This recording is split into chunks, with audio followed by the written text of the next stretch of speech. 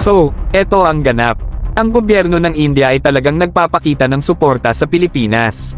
Ipinagtanggol nila muli ang kanilang concessional line of credit offer para tumulong sa ating Defense Modernization Program.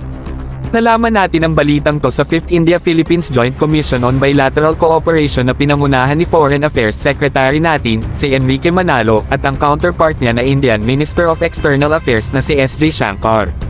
Ngayon, balikan natin ang detalye. Yung line of credit na inaalok ng India ay parang isang bonggang deal mga bro.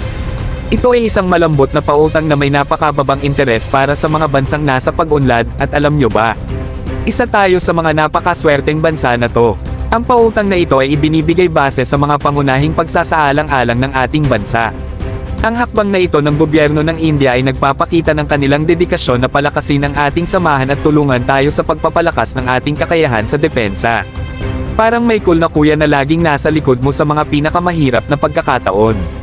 Isipin nyo lang ang mga posibilidad na magbubukas sa atin dahil sa suportang pinansyal na ito. Ang ating Defense Modernization Program ay makakakuha ng dagdag na lakas na kailangan natin. Magkakaroon tayo ng pagkakataon na i-upgrade ang ating kagamitan, palakasin ang ating kakayahan, at siguruhin ang kaligtasan ng ating minamahal na bansa. Malaking bagay talaga mga bro. Yan ang balita para ngayon mga bro. Kung naramdaman nyo rin ang excitement ko sa balitang to, huwag kalimutan mag-like at mag-subscribe sa ating channel para sa mas marami pang mga nakakaingganyong balita mula sa ibang panig ng mundo.